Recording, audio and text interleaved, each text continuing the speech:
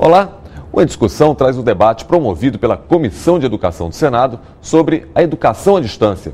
Você vai poder acompanhar a partir de agora a defesa do ensino à distância e por que o Conselho Federal de Serviço Social é contra essa forma de aprendizagem. Os documentos pelos CREAs, dos quais colhemos as situações mais graves, nos trazem elementos suficientes, factuais e analíticos para sustentar o posicionamento contrário e lutar pelo fim da oferta da graduação à distância em serviço social no Brasil. E certamente 95% dos que fazem serviço social estão nessa estatística. Não tiveram a oportunidade de entrar na universidade pública. A universidade pública brasileira é para a classe média alta. A grande revolução do ensino superior brasileiro nos últimos 10 anos no Brasil é a educação à distância. Começamos com a representante do Conselho Federal de Serviço Social, uma crítica da educação à distância.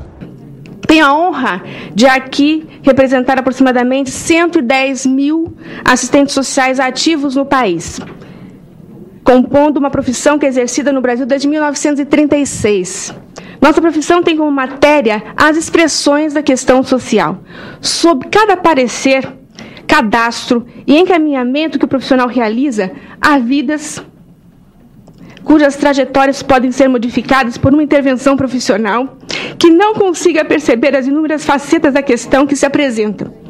Mas perguntaria: por que um conselho que tem a defesa da democracia como princípio ético-político publicizou um posicionamento contrário ao ensino à distância, propalado como fator de democratização da educação? A resposta a essa questão vem da análise da realidade contemporânea e se expressa nos seguintes aspectos. Trata-se da introdução de tecnologia capital intensiva para o treinamento em grande escala e baixo custo. Nesse caso, os tutores e congêneres são superexplorados em curto espaço de tempo com alta lucratividade. A maior perversidade desse projeto é esta: estamos produzindo um exército de reserva de trabalhadores de formação superior limitada, cuja maioria tem poucas condições de competir no mercado de trabalho, como mostram os processos de seleção pública e concursos, mas que caem no canto da sereia do acesso, que na verdade é a forma do governo brasileiro corresponder aos parâmetros internacionais de competitividade e atratividade no contexto da mundialização, no mesmo passo em que reproduz o seu projeto político. Se a Esther pesquisasse quem passou em primeiro lugar nos concursos para assistente social nos últimos 3 anos no Brasil, ela ia perceber que de cada 10 primeiros colocados, 7 são da educação à distância. De cada 10 primeiros colocados, 7 são da EAD. No direito é pior ainda. De cada 10 juízes, promotores ou de outras carreiras jurídicas, 9 fizeram preparatórios por educação à distância. Daí o pessoal que trabalha nessa área que sabe que tem plena procedência. Então, na verdade, a educação à distância é a grande revolução do ensino superior brasileiro nos últimos 10 anos. Né? E isso tem que ser levado em consideração. O estágio é, sem dúvida, e em que pese os demais problemas, o nó górdio dessa modalidade de oferta. O maior número de denúncias nos CREAs e ABEPs tem relação com este componente curricular fundamental.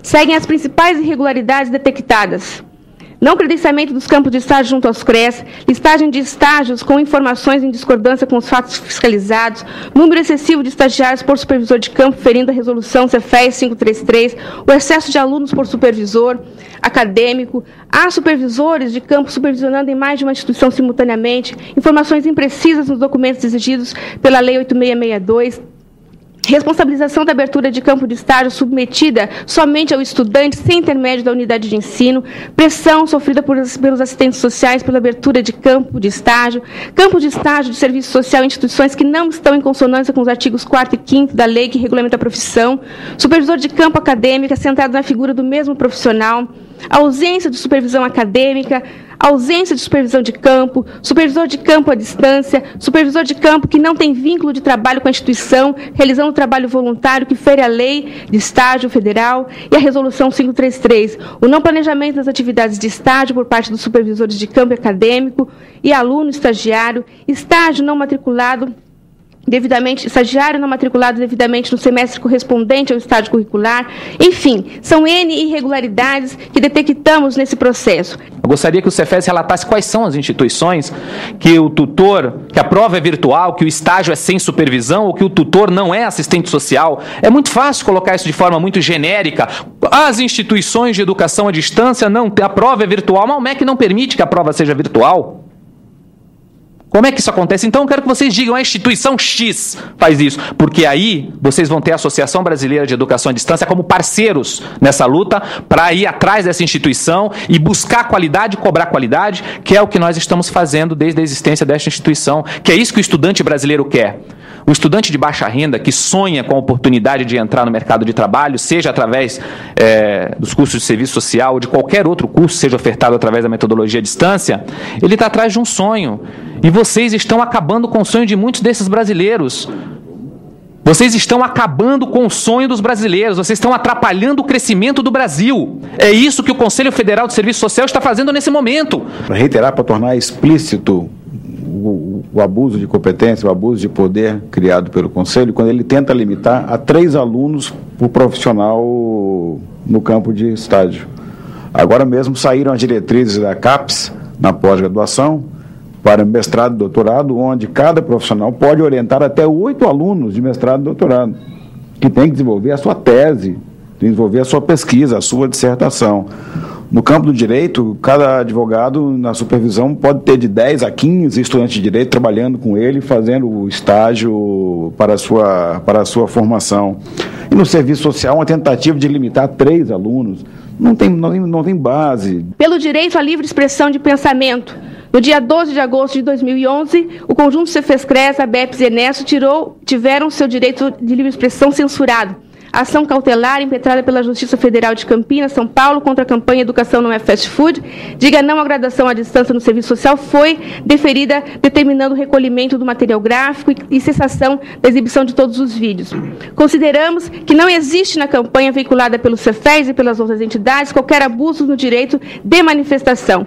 Os documentos pelos CRES, dos quais colhemos as situações mais graves, nos trazem elementos suficientes, factuais e analíticos para sustentar o posicionamento contrário e lutar pelo fim da oferta da graduação à distância em serviço social no Brasil. Nossos posicionamentos não são fundados no desconhecimento e no preconceito, nem são dirigidos aos estudantes e trabalhadores do ensino à distância. Na verdade, a campanha marca nossa discordância com a política brasileira de ensino superior, profundamente mercantilizada e descriminalizadora. Uma política que reforça as desigualdades sociais e regionais no país, que assegura aos ricos o ensino de qualidade e aos que não possuem condições de acessar as poucas instituições de graduação públicas presenciais ou de custear a sua própria formação de qualidade, são ofertados os cursos de EAD, expressão máxima da precarização da educação.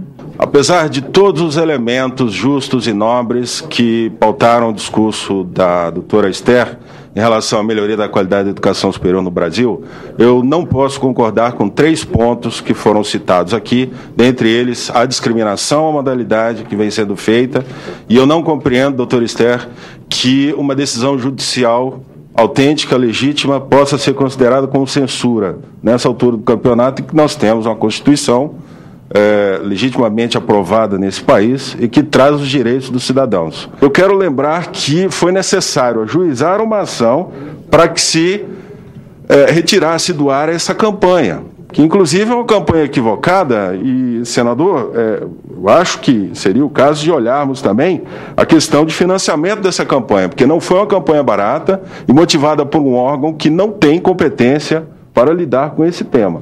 No próximo bloco, os números da educação à distância, que a cada ano atrai mais interessados e é vista como ferramenta que permite a inclusão social. A gente volta em instantes.